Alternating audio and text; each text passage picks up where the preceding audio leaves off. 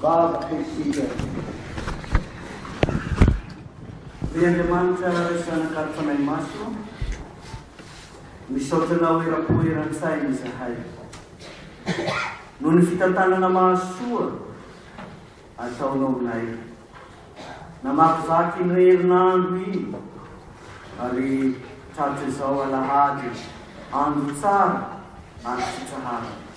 Andro nanekenao hihaonana amin'ny mpanotana, hihaonanao amin'ny marary, hihaonanao amin'ny osa, hihaonanao amin'izay rehetra mandritaita anao.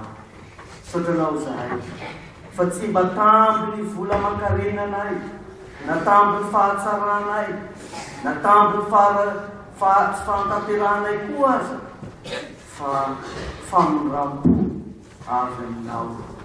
Dia araka izany tononkira-panahy nasandratra izany, efa nanatona anao ny marary, ny mahantra zay, efa ary mbola manatona anao ny anio, ary mbola hanatona anao ny ory sy mahantra rakizay.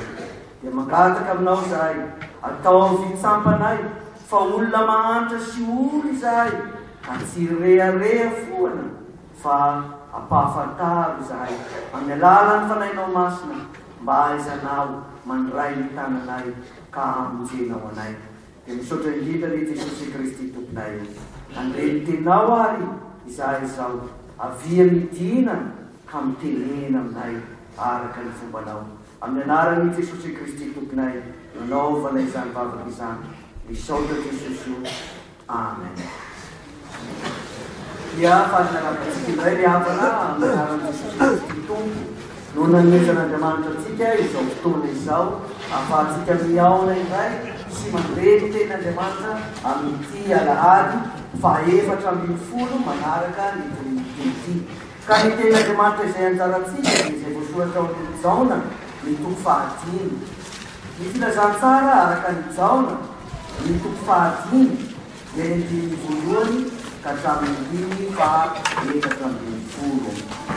Jaona ny toko fahadimy dia ny dimy voalohany ka hatramin'ny dimy faha-efatra ambin'ny folo. Rehefa samy mahita isika dia iara-misangana amin'ny voninahita'Andriamanitra. Toy izao ny vaky ny tena amin'ny anaran'i Jesosy. Ary rehefa afaka izany dia nisy andro firavoravan'ny Jiosy, ary Jesosy niakatra tany Jerosalema. Ary nisy faria any Jerosalema eo akaiky ny vavatin'ondry izay ataon'ny teny hebreo hoe Betesda, nisy fialofana dimy.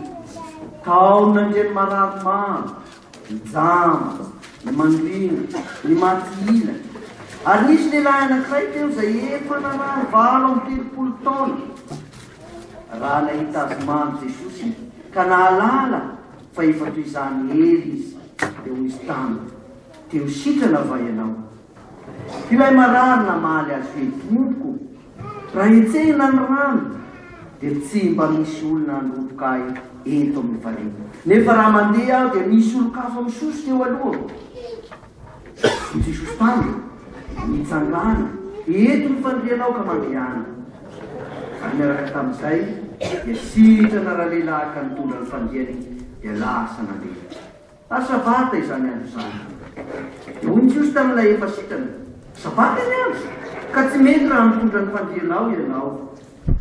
Fa raha lehilahy namaly azy hoe, ilay nahasitrana azy nanao tamiko hoe eto ny fandrianao ka mandehana. Ary reo nanontany azy hoe, iza moa izany lehilahy izany izay nanao taminao hoe ento ny fandrianao ka mandehana? Fa ilay sitrana tsy nahalala azy, fa niala teo Jesosy satria misy vahoaka betsaka teo.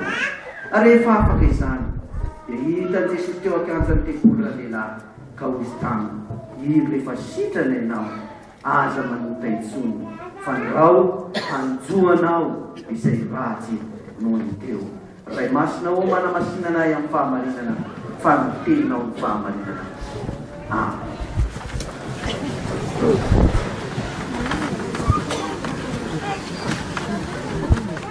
Diviandina malala amin'ny rehetra pahasoavan'Andriamanitra, ny fitiavany Jesosy Kristy tompo ary firaisana amin'ny masina hatramin'izao ka ho mandrakizay. Amen. tantara anankiray izay tsy azo mijaona no adinoina na dia tsy voasoratry ireo evangelista telilahy aza ty anjaratsika ity. Toerana anankiray ao Jerosalema dia ny farihy anankiray izay atao hoe Betesda. Ny dikan'iteny hoe Betesda dia azo lazaina ihany koa amin'ny dikany amin'ny dikany tsotra dia hoe tranon'ny famindrampo. Ao ny mandika azy hoe loharanon'ny famindrampo, samy dikany daholo izany rehetrarehetra izany. Io no anarana nomena ity toerana ity. Misy farihy anankiray izay hafa loatsy satria ity farihy ity misy fotoana izay anetsehany anjely, midina ny anjely araka ny fahafantarany Jiosy azy ka manetsika ilay rano ary rehefa mikobana tahaka izany ity farihy ity izay rehetra miazakazaka ka tafatsoboka voalohany ao anatin'ilay rano na inona karazana retiny dia samy nandray dia nandray fanasitranana izay ray voalohany tonga voalohany. Ka nateraky izany dia be dia be ireo marary izay miandry izany fietsehany rano izany izay tsy fantatra hoe amin'ny fotoana manahoana no etsehany, amin'ny ora manahoana no etsehany, fa samy miandry teo amin'ity fototr'ity farety avokoa izay rehetra naketaeta izany fanasitranana izany. Nateraka izany dia mihevitra ny mpitondra fa nahamboatra fialofana na trano fialofana teo manodidina eo mba hitoeran'ireo marary teo ka nanodidina ity farihy Betesda ity dia misy fialofana teo. Misy marary maro ijaona izay nandro tao ny jamba, tao ny mandringa, tao ny matinina. Samy aretina manahirana avokoa. Angamba ny sasany izay nanana karazana aretina hafa dia mety efa nahazo fasitranana. Fa ireto manatrika ireto dia tsy lôzika mihitsy ny andraisan'ny fanasitranana sy hiazakazany azahoany ny fanasitranana ato amin'ity farihy Betesda ity. Fa saingy nanana fanantenana izy ireo vao sitrana. Hataony jamba ahoana moa no fahafantatra fa mihetsika ny rano ka hiazakazany hanantenany fanasitranana amin'izany kanefa na izany aza dia miandry izy. Hataony matilila, hataony mandringa koa ahoana no hanantena fanasitranana. Izany hoe misy tapaka tongotra ilany na mety malemy tanteraka ny ilany, tsy afaka miazakaza fa manana tongotra anankiray ihany, fa ny anankiray tsy afaka anenjika fiazakazana satria rombana ny fanasitranana. Ataony ahoana? Any ny fahatelo izay ny matilila. Raha ny dikateny amin'ny baiboly katolika dia lazay hoe mivalan-dotsy, izany mivalavitra tahaka ny bibilava zany ny matilila eto, izany hoe olona marary tena marary tantera. Ary ilay lelana nolazaina isitran'ny Jesosy eto dia tahaka izany tena malemy tantera. Kanefa dia izao nanantena fanasitranana izy ireo. Niandry izany famindrampo izany, niandry izany ny fietsehan'ilay rano ny famindrampo izany teo amin'ny farihy Betesda izy ireo. Nandalo Jesosy tamin'ity andro firavoravoana tany Jerosalema ity. Nandalo Jesosy tamin'ny andro firavoravoana Jerosalema. Ny olona mifaly amin'ity andro firavoravoana ity fa misy marary izay ferena, izay mijaly, izay tsy afaka manatanteraka izany fifaliany maro izany ao Betesda. Ka dia tonga teo Jesosy. Ary nahita ity lehilahy ity. Eo amin'ny faha-telopolo taona ny Jesosy manao ny izao asa izao. Ary angamba hatramin'ny fahazazan'i Jesosy raha makany Jerosalema izy dia efa nahita ity lehilahy ity marary.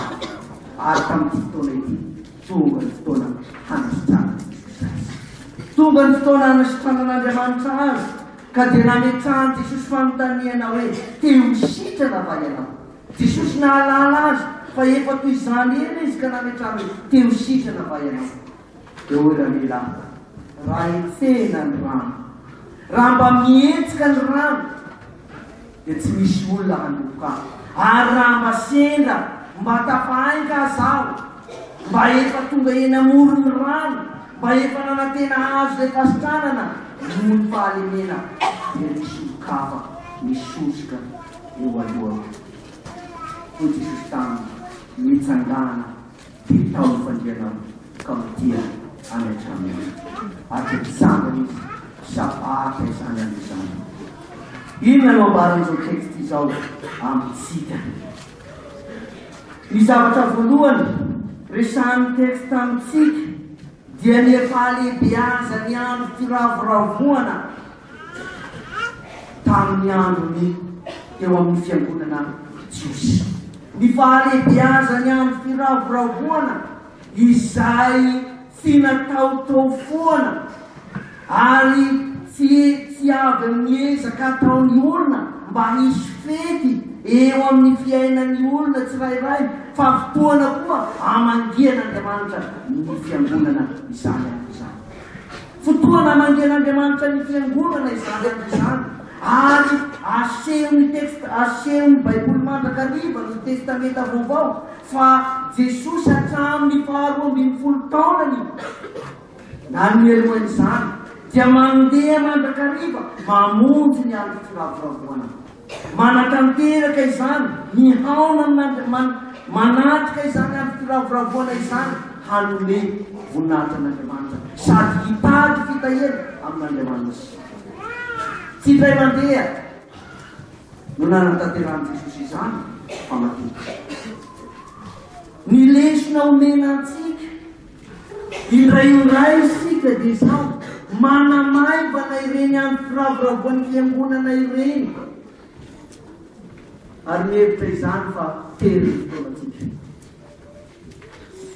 Raha misy fivoriam-piangonana na fotoanan'ny fiangonana dia toa izay zatra makany ihany no makany, toy izay afaka mandeha ihany no mandeha, satria tsy dia misy aretina mandio atsika. Fa amin'ny andro firavoravoana dia tsy andro natao fihaona ny be sy ny maro ihany izany, fa fotoana koa amangian'Andriamanitra ny olona. No zavatra resahan'ny texte voalohany amintsika. Andro firavoravoan'ny Jiosy ary Jesosy nandeha nakany. Amin'izay fotoana izay Jesosy dia mahita ny olona, mahita ny momba azy, mahita ny fiainany, mahita ny aretiny, mahita izay zavatra ilainy sy takiny aminy ka itenenany hoe teo sitrana va ianao. Mety ilazy isika fa tsy manana aretina fa saingy izao misy aretinao, misy aretinao izay tsy fantatsika. Mety aretiny fiaiaiana momba izao fiainana izao, mety aretiny tahotra momba ny hoavy, mety aretiny zavatra maro samy hafa toa tsy mampaninona andavanandro kanefa dia tsy ahitanao fanasitranana eto amin'izao tontolo izao.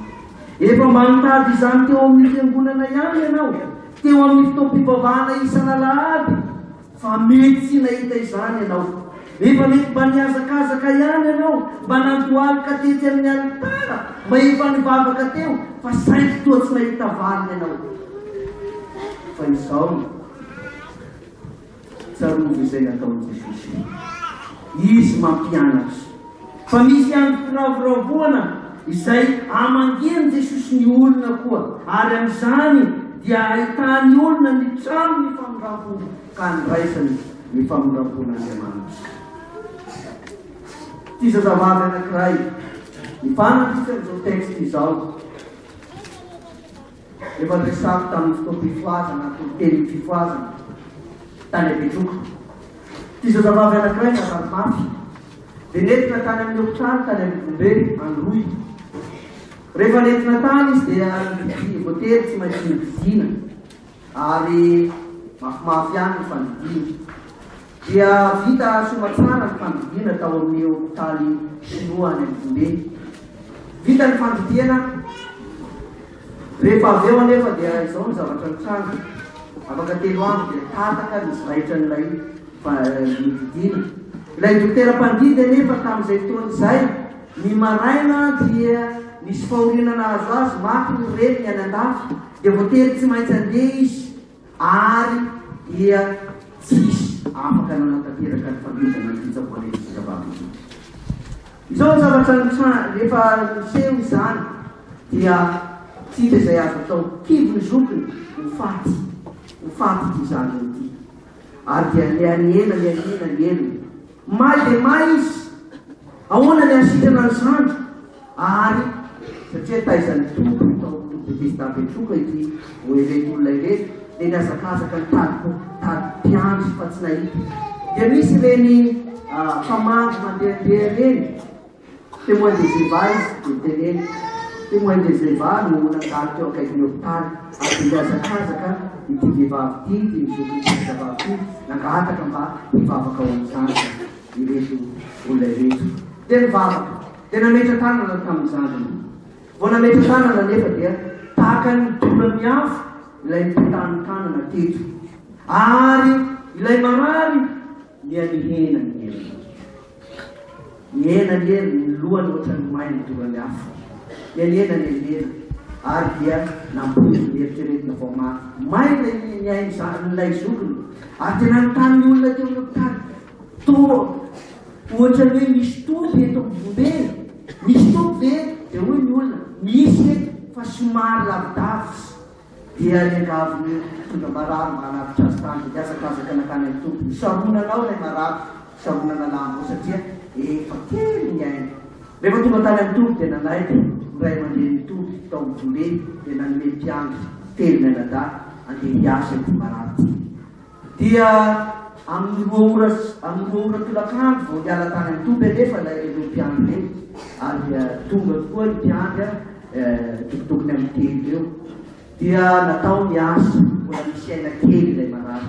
Natao niasa vita niasa dia nody ny mpiandry.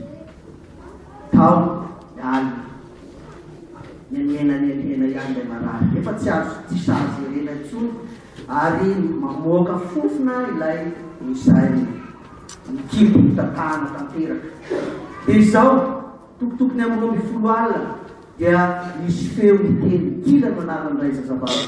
Kila ny feo kila teo sitrana va ianao dia taitra ilay marary. Kila teo sitrana va ianao dia fantany ilay marary fa Jesosy izay teo izy Jesosy eo vonjely teo sitrana. Dia oela ny tanana ny zazavavy ity miteka teo amin'ny kibo. Tongava aminao araka izay rifonao mitsangana dia tao ny fandrianao kampianitra. Niaraka tamin'izay dia diarina ikila teo amin'ny fandriana ary miteny tamin'ny zokiny nomesoa nanarany zokiny nomesoa sitrana jereo sitrana aizany teny tonga teo Jesosy nanasitrana nametra tanana tamiko ndao andeha izao teny mitsangana dia tao ny fandrianao kampianitra anatra. Natahotra ity zokiny satria ao Ambobe mampatahotra ihany handehany amin'ny stationnement miala avy amin'ny hopitaly handeha nakany amin'ny stationnement saharitra ihany 20 alina vehivavy anankiroa no andeha fa izay ny baikin'ny Jesosy fa tsy nanaiky ity zokiny teo hoe zokiny marina fa sitrana ianao kila fa izao aleo maraina isika vo mandeha. Jesosy aneny mitena nitsangana dia tao fandrianao dia hoy dia hoy izy aleo maraina fa sao voan'olona tsika miaraka amin'izay miverina natoly kila ary rehefa niverina natoly dia nivery tonga daholo zao karazana retina izao tranoalasy mbalanasy rehetra tonga daholo nyfanirina ny dokotera tao amin'ny hopitaly natao avokoa izay azo atao rehetra fa nandritra ny herinandro izany fitsangana zavatra izany tapitra ny herinandro tonga indray dia miora tahaka ilay nanantena misy azy dia miarina indray kila miteny tamin'izay ahoana tsy atery isika dia sosoteny mitsangana dia tao fandehanao ka mitiana izany miarina teo am-pankely izy ary miaraka tamin'izay dia nandeha izy vavavy misamanagaga dia to misy tomobila nomaniny jesosy avy any fort dauphin miandry azy tamin'ny stationnement ary efatezy dia noletisomatsara isika jesosy koa dia tiana sitrananao inona no adytenanao amin'tian'io ity ary rehefa tena sitrananao dia te hibaiko anao mitsangana fa ny fahavalontsika dia izao misalasala isika misalasala isika toa tsy azontsika antoka izay atontsika eto manimety moa ianao nahoana ny tonga eto ianao amin'ity fotoana ity tena sitrananao ry avano arehetra fa tsy anam-penam-panasitranana ny arety n'ity olona anakiraiky angamba ianao koa mieritreritra fa misy havanao ny tenanao ny fiarahamonina misy anao ny vadinao ny zanakao tsy misy fanantenana ny aminy fa raha mino ianao dia hitanao ny voninahitra Andriamanitra fa izao rehefa sitrana retsarovony teny Jesosy iny rehefa sitrana ianao aza manota itsony fandrahotoanao izay ratsy tena sitrananao rehefa na Jesosy ary izany no antony atongavanao eto izany no antony atongavanao eto ho anao mpianatra hiditra indray zao amin'izao fidiran'ny mpianatra izao ho an'ny tanora ho an'ny zaza ho an'izay mitady asa kivy sy ketraka ianao fa hatramin'izay nefa nandondona hatramin'izay nefa nitady lalana hanatsika ny tanana ianao Jesosy te hanasitrananao izy amin'ity ora ity ary iny izy mipitsipitsika eo aminao ka manontany ianao anaka teo sitrana va ianao teo sitrana va ianao anatina latabatra masina isika izay fandray fanasany sopo rehefa avy eo tsarovy avana toeram-pandevenana io toeram-pandevenana io altara io ka izay takian'Andriamanitra ao sy aminao dia izao ny andevenanao ny adama ela ny fahotranao rehetra ka hananganana anao indray olo vaovao hananganana anao indray olo vaovao tsarovy tena sitrananao Jesosy mety zary anatin'azy amin'ity an'ity ka ilazana aminao hoe mitsangana ditao ny fantenao ka mitia any an-tranonao voninahitra ny hoan'Andriamanitra misy tanaka ny fanay masina izay azatra mitanindrina ka voazy mandrakizay fahasoavan'Andriamanitra sy ny fitiavany Jesosy Kristy ary ny firaisana ny fanay masina ho amin'ny rehetra ny hatramin'izao ka ho manana izay